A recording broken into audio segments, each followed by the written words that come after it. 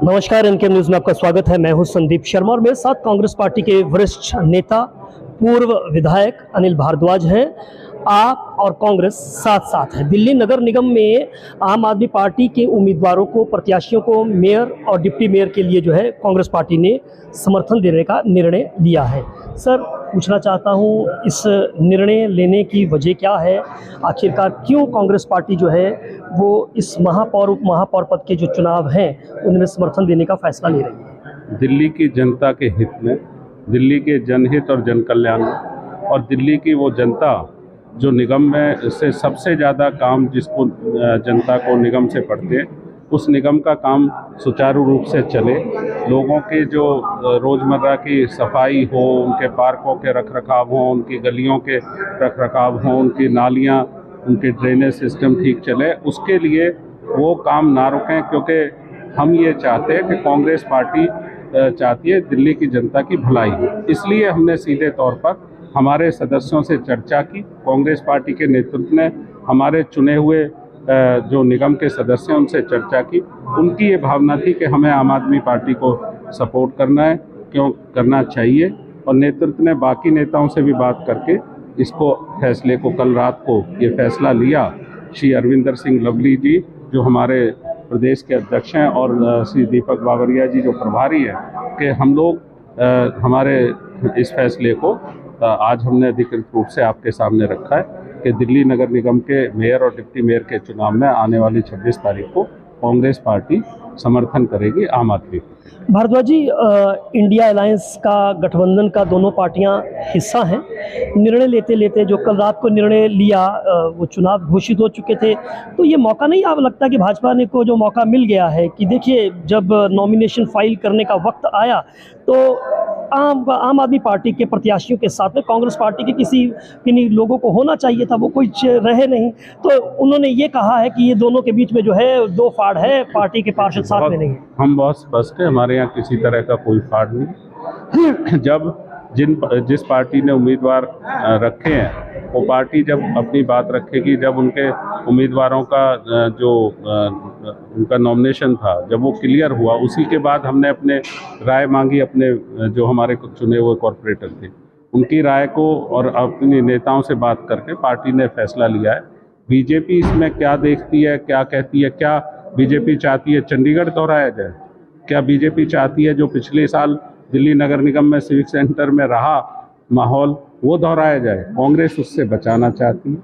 कांग्रेस चाहती है कि शांतिपूर्ण तरीके से मतदान होके जो भी भावना चुने हुए प्रतिनिधियों की है, जो भी अभिव्यक्ति वोट के माध्यम से वहाँ चुने हुए निगम पार्षद करें, वो शांतिपूर्ण तरीके से कंप्लीट हो। और हमारे जो अपने पार्षद हैं वो बहुत पूरी तरह इकट्ठे हैं, उन्हीं की राय को हमने आपके सामने रखा। आम आदमी पार्टी ने तो आशंका व्यक्त कर दी है, उन्होंने कहा कि चुनाव चंडीगढ़ जैसा जो है वो चुनावी जो है घालमेल करने की कोशिश की जा रही है ऑपरेशन लोटस को लेकर, तो वह अक्सर जो है वो इल्जाम लगाते रहते हैं। के लिए हमने समर्थन दिया है जी, हमने समर्थन इसीलिए दिया है कि हमारे पार्षद एकजुट होकर आम आदमी पार्टी के मेयर और डिप्टी मेयर। सर, मैं एक कार्यकाल को आम आदमी पार्टी 15 साल पहले बीजेपी काबिज रही दिल्ली नगर निगम की सत्ता पर, अब आम आदमी पार्टी का तीसरी बार जो है मेयर बनेगा।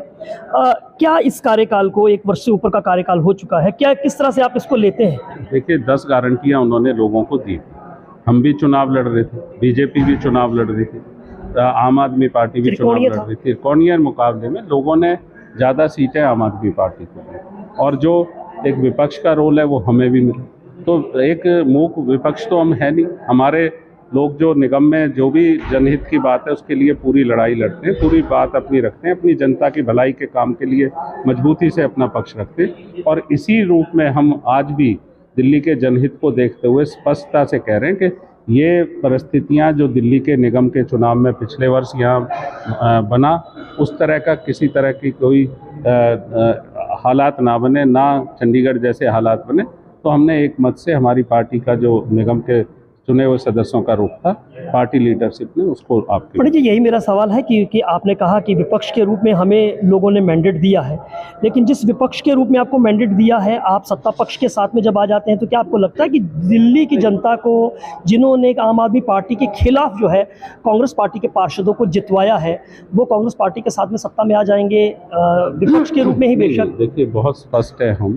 हम इसमें बहुत स्पष्टता के साथ आपको फिर से मैं क्लियर कर रहा हूँ कि ये जो चुनाव है, जो रिजल्ट निकल के आए, उन रिजल्ट के बाद मेयर और डिप्टी मेयर का जो चुनाव है, 10 गारंटियाँ उन्होंने अपनी घोषित की थी। जनता ने उनकी गारंटियों पे भरोसा किया, उनको ज़्यादा सीटें दी। हम चाहते हैं कि वो गारंटियाँ वो अगले पूरे करके दिखाएं ना। अगर वो जनहित जन कल्याण में ठीक नहीं उतरेंगे तो आगे हम कोई सर, एक सवाल बिना कारण कोई सदा के लिए समर्थन थोड़ी दिया। हमारा समर्थन बिल्कुल स्पष्ट है कि भैया आपको टाइम दे रहे हैं, आप अपनी गारंटियां पूरा करिए जनहित की। जो जो आपने बातें कही थी उनको अमली जामा पहनाइए।